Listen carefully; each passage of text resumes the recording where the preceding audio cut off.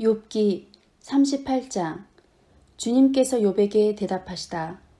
그때 주님께서 욥에게 폭풍이 몰아치는 가운데서 대답하셨다. 내가 누구이기에 무지하고 헛된 말로 내 지혜를 의심하느냐. 이제 허리를 동이고 대장부답게 일어서서 묻는 말에 대답해 보아라. 내가 땅에 기초를 놓을 때에 내가 거기에 있기라도 하였느냐? 내가 그처럼 많이 알면 내 물음에 대답해 보아라. 누가 이 땅을 설계하였는지 너는 아느냐? 누가 그 위에 측량줄을 띄었는지 너는 아느냐? 무엇이 땅을 버티는 기둥을 잡고 있느냐? 누가 땅에 주춧돌을 놓았느냐? 그날 새벽에 별들이 함께 노래하였고 천사들은 모두 기쁨으로 소리를 질렀다. 바닷물이 땅속 모태에서 터져 나올 때에 누가 문을 닫아 바다를 가두었느냐?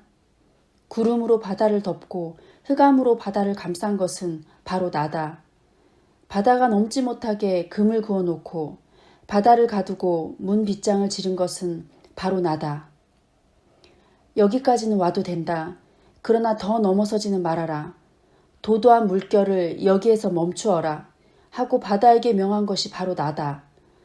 내가 지금까지 살아오면서 내가 아침에게 명령하여 동이 트게 해본 일이 있느냐? 새벽에게 명령하여 새벽이 제자리를 지키게 한 일이 있느냐? 또 새벽에게 명령하여 땅을 옷깃 휘어잡듯이 거머쥐고 마구 흔들어서 악한 자들을 털어내게 한 일이 있느냐? 대낮의 광명은 언덕과 계곡을 옷의 주름처럼 토판에 찍은 도장처럼 뚜렷하게 보이게 한다. 대낮의 광명은 너무나도 밝아서 악한 자들의 폭행을 훤히 밝힌다. 바닷속 깊은 곳에 있는 물 근원에까지 들어가 보았느냐? 그 밑바닥 깊은 곳을 거닐어 본 일이 있느냐? 죽은 자가 들어가는 문을 들여다본 일이 있느냐? 그 죽음의 그늘이 드리운 문을 본 일이 있느냐? 세상이 얼마나 큰지 짐작이나 할 수 있겠느냐? 이 모든 것을 알고 있다면 어디 내 말 한번 들어보자. 빛이 어디에서 오는지 아느냐? 어둠의 근원이 어디에 있는지 아느냐? 빛과 어둠이 있는 그곳이 얼마나 먼 곳에 있는지 그곳을 보여줄 수 있느냐? 빛과 어둠이 있는 그곳에 이르는 길을 아느냐? 알고 말고 너는 알 것이다. 내가 이 세상을 만들 때부터 지금까지 내가 살아왔고 내가 세상 만드는 것을 내가 보았다면 내가 오죽이나 잘 알겠느냐? 눈을 쌓아둔 창고에 들어간 일이 있느냐? 우박 창고를 들여다본 일이 있느냐? 이것들은 내가 환난이 생겼을 때 쓰려고 간직해 두었고 전쟁할 때 쓰려고 준비해 두었다. 해가 뜨는 곳에 가본 적이 있느냐? 동풍이 불어오는 그 시발점에 가본 적이 있느냐? 쏟아진 폭우가 시내가 되어서 흐르도록 개울을 낸 이가 누구냐? 천둥과 번개가 가는 길을 낸 이가 누구냐? 사람이 없는 땅, 인기척이 없는 광야에 비를 내리는 이가 누구냐? 메마른 거친 땅을 적시며 굳은 땅에서 풀이 돋아나게 하는 이가 누구냐? 비에게 아버지가 있느냐? 누가 이슬방울을 낳기라도 하였느냐? 얼음은 어느 모태에서 나왔으며 하늘에서 내리는 서리는 누가 낳았느냐? 물을 돌같이 굳게 얼리느니 바다의 수면도 얼게 하는 이가 누구냐? 내가 북두실성의 별대를 한데 묶을 수 있으며 오리온 성자를 묶은 띠를 풀 수 있느냐? 네가 철을 따라서 성자들을 이끌어낼 수 있으며 큰 곰자리와 그 별대를 인도하여 낼 수 있느냐? 하늘을 다스리는 질서가 무엇인지 아느냐? 또 그런 법칙을 땅이 적용할 수 있느냐? 내 소리를 높여서 구름에게까지 명령을 내릴 수 있느냐? 구름에게 명령하여 널 흠뻑 적시게 할 수 있느냐? 번개를 내보내어 번쩍이게 할 수 있느냐? 그 번개가 내게로 와서 우리는 명령만 기다립니다 하고 말하느냐?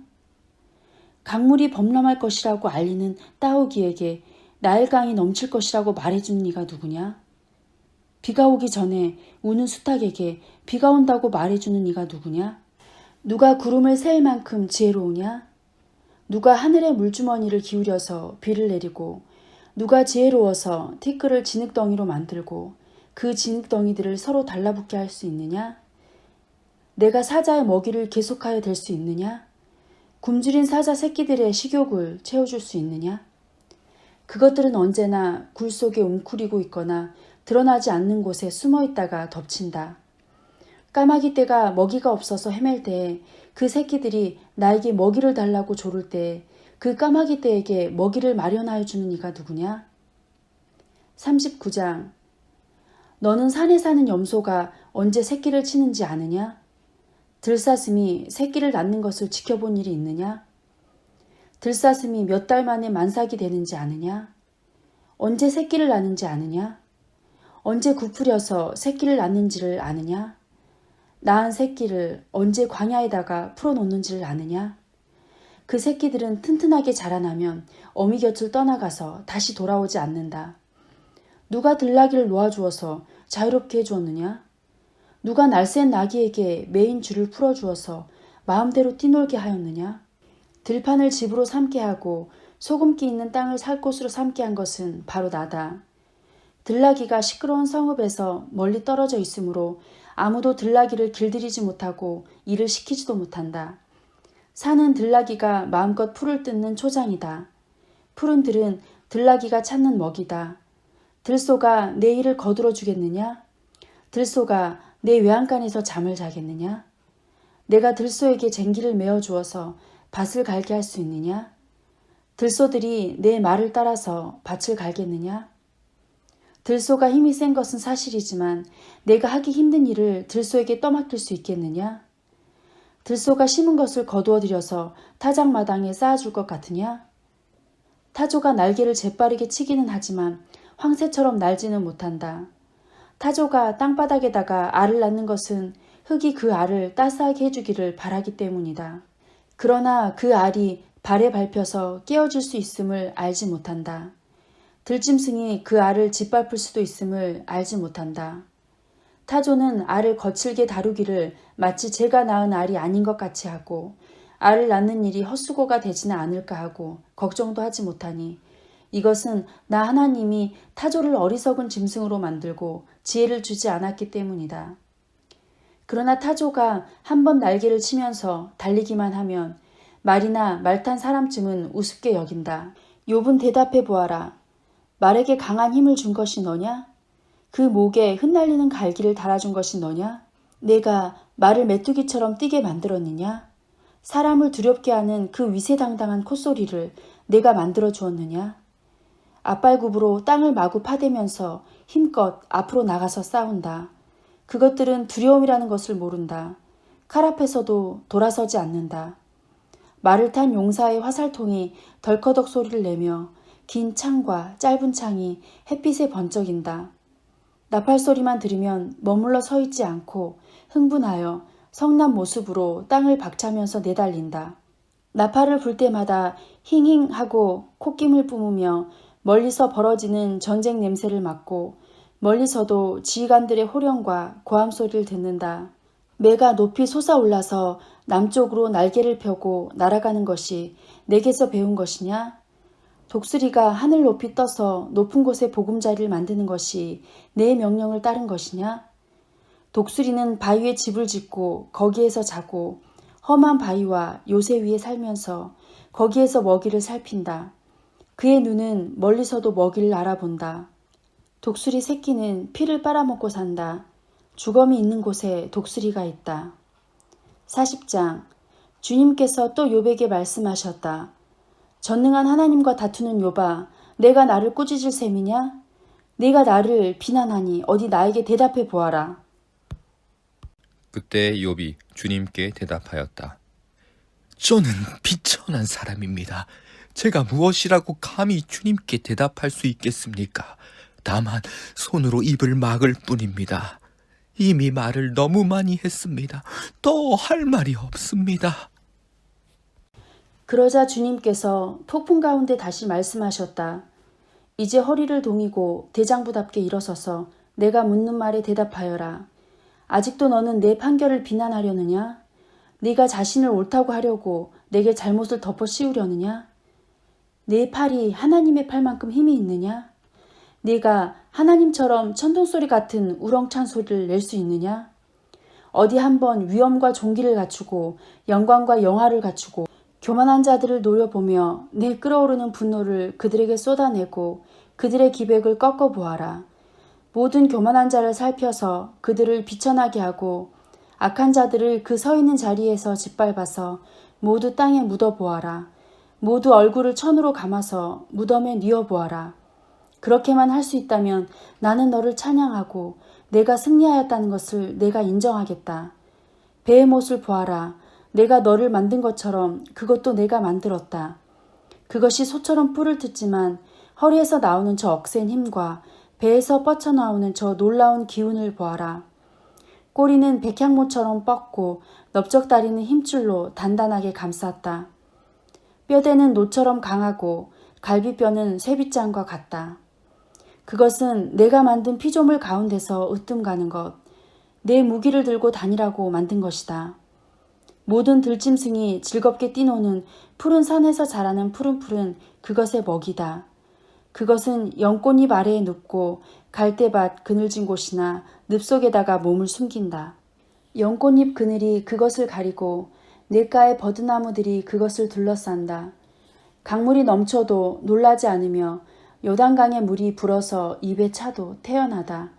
누가 그것의 눈을 감겨서 잡을 수 있으며 누가 그 코에 갈고리를 꿰 수 있느냐? 41장. 내가 낚시로 리워야단을 낚을 수 있으며 끈으로 그 혀를 맬 수 있느냐? 그 코를 줄로 깰 수 있으며 갈고리로 그 턱을 꿰 수 있느냐? 그것이 내게 살려달라고 애원할 것 같으냐? 그것이 내게 자비를 베풀어 달라고 빌 것 같으냐? 그것이 너와 언약을 맺기라도 하여 영원히 내 종이 되겠다고 약속이라도 할 것 같으냐? 내가 그것을 새처럼 길들여서 데리고 놀 수 있겠으며 또 그것을 끈으로 메어서 여종들의 놀이개로 삼을 수 있겠느냐? 어부들이 그것을 가지고 흥정하고 그것을 토막내어 상인들에게 팔 수 있겠느냐?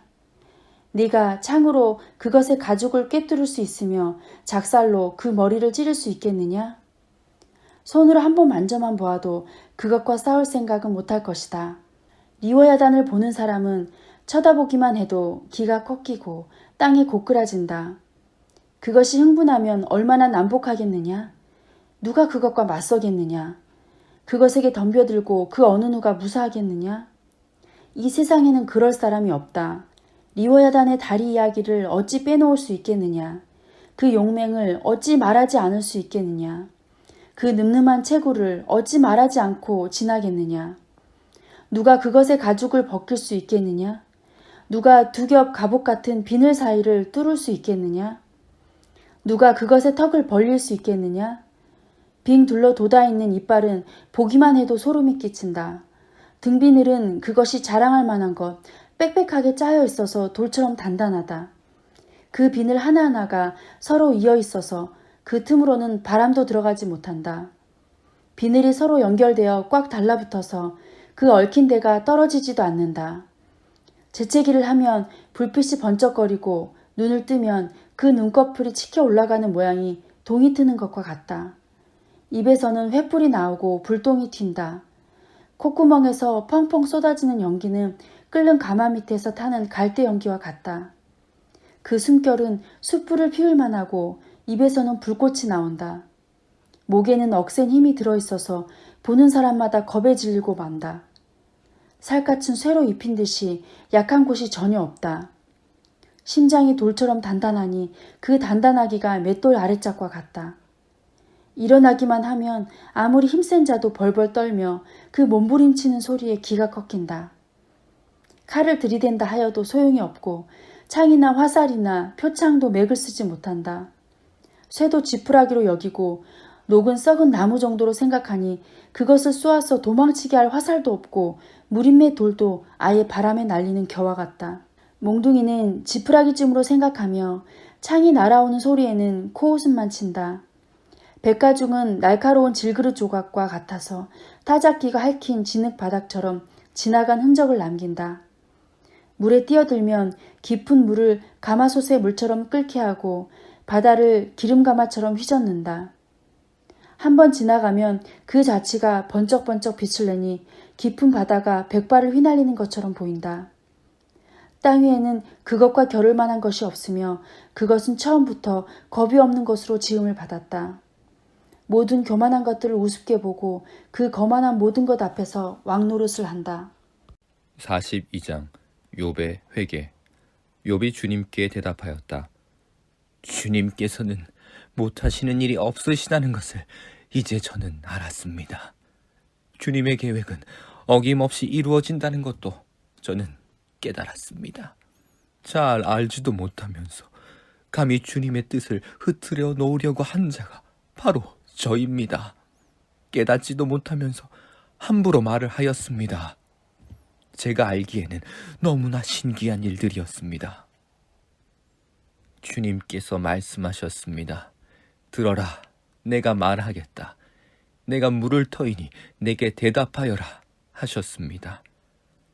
주님이 어떤 분이시라는 것을 지금까지는 제가 귀로만 들었습니다. 그러나 이제는 제가 제 눈으로 주님을 뵙습니다. 그러므로 저는 제 주장을 걷어들이고 티끌과 잿더미 위에 앉아서 회개합니다. 결론. 주님께서는 욥에게 말씀을 마치신 다음에 대만 사람 엘리바스에게 이렇게 말씀하셨다.